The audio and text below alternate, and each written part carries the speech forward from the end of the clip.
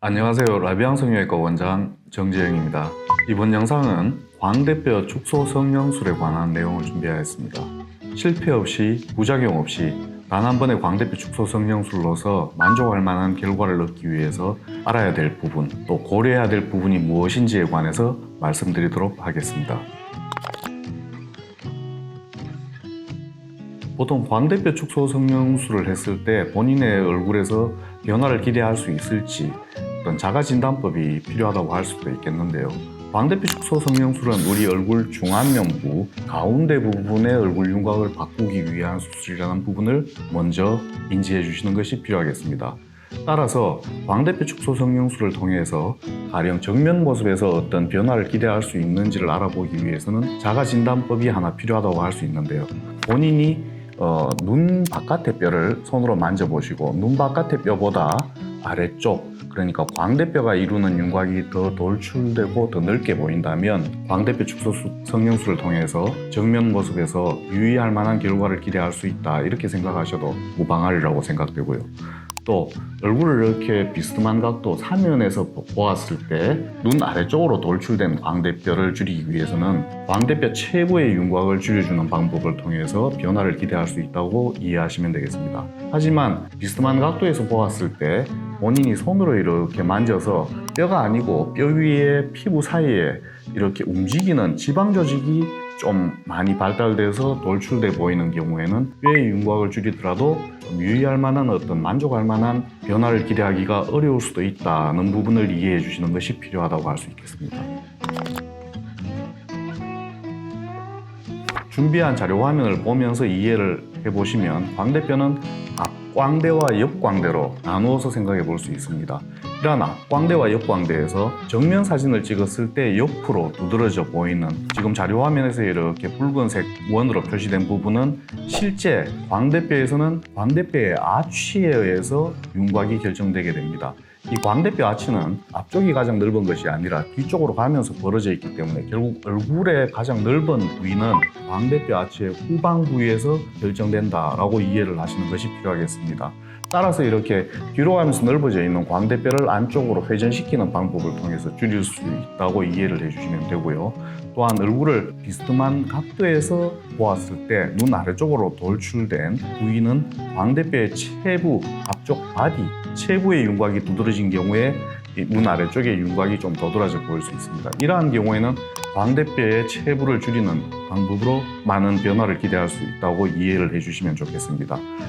따라서 광대뼈 축소 성형술은 이러한 광대뼈 아치의 안쪽에 빈 공간이 있기 때문에 지금 보시는 영상에서 보시다시피 광대뼈의 아치를 빈 공간 안쪽으로 이동시키는 과정을 통해서 광대뼈가, 넓은 광대뼈가 줄어들면서 얼굴의 폭이 좁아지는 효과를 기대할 수 있다, 이렇게 이해를 하시면 되겠고요.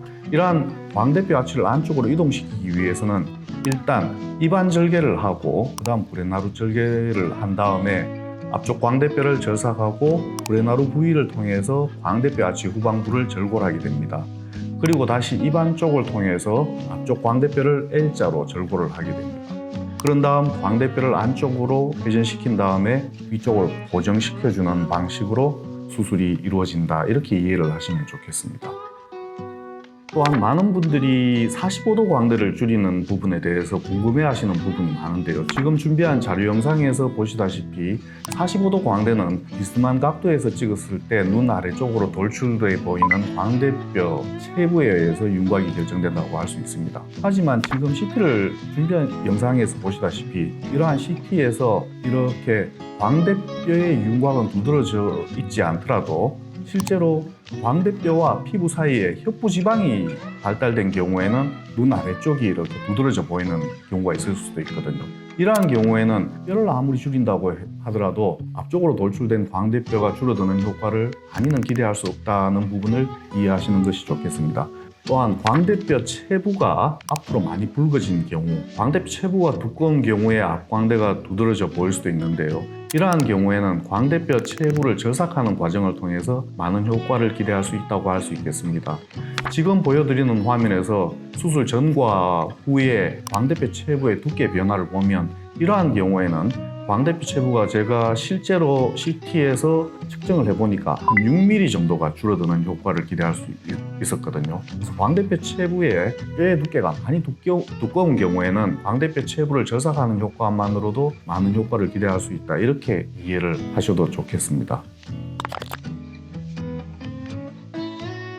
준비한 CT 자료를 통해서 수술 전과 후의 뼈 모습의 변화를 보여드리도록 하겠습니다. 지금 보여드리는 CT는 광대뼈 축소 성형술과 사각턱 수술을 하고 수술 전과 수술 후 2주째 모습인데요. 실제 이제 중안면부에 광대뼈가 많이 줄어들어 있고 또 2주째 앞쪽 절골 부위의 유압이 잘 이루어져 있는 것을 관찰할 수 있습니다. 또한 고개를 이렇게 뒤로 들고 본 모습에서도 뒤로 가면서 넓은 광대뼈가 유의할 만큼 이렇게 줄어든 것을 볼 수 있는데요. 이러한 경우에는 한쪽 얼굴에서 거의 8mm 이상의 폭의 변화가 있다고 이해하셔도 좋겠습니다. 또한 사면 모습에서도 앞쪽 광대뼈 절골 부위가 유압되어 있는 것을 관찰할 수 있습니다. 그리고 다른 케이스인데요. 또 수술 전과 2주째 CT에서 중안면부 광대뼈가 많이 줄어들어 있는 것을 볼 수 있고요. 또 고개 아래쪽에서 이렇게 위쪽으로 찍었을 때 넓은 광대뼈가 안쪽으로 좁아져 있는 것을 관찰할 수 있습니다. 광대뼈 축소 성형술은 일단 광대뼈 축소 성형술 후에 본인의 뼈의 모습이 어떠한 상태로 이루어져 있는지 그리고 안정된 상태인지를 확인해 보는 것이 반드시 필요하다고 할 수 있습니다. 따라서 광대뼈 축소 성형술을 하고 나서 경과 과정에서 뼈의 안정성을 확인해 보는 것이 가장 중요하다고 할 수 있습니다. 그렇게 해서 뼈의 안정성이 확인이 되었다면 그 다음부터는 빨리 일상생활에 복귀할 수 있도록 운동을 해주시는 것이 필요하다고 할 수 있겠습니다. 수술 후에 일단 광대뼈 축소 성형술은 뼈의 위치를 절골을 한 다음에 안쪽으로 이동시킨 상태이기 때문에 뼈가 유압이 충분히 이루어지기 전에 좀 무리하게 본인이 손으로 누른다든지 혹은 외부의 충격에 의해서 또 뼈의 위치가 변화될 수도 있기 때문에 그러한 부분을 좀 조심해 주는 것이 좋겠고요. 수술을 집도한 선생님, 그러니까 수술을 집도한 의사의 지시에 따라서 수술 후 일정 기간은 조심을 한 다음에 수술을 집도한 의사가 본인의 뼈에 있어서 이제 걱정할 필요가 없다라고 이렇게 얘기를 한다면 그 다음부터는 좀 편안한 일상생활이나 왕성한 활동을 하여도 좋다고 생각하면 되겠습니다. 광대뼈 축소 성형술은 다른 모든 성형수술과 같이 집도하는 의사에 따라서 수술의 방향이나 또 구체적인 수술의 방법 자체가 굉장히 많이 차이가 있을 수 있습니다. 따라서 일반화해서 설명하기는 참 곤란하고요.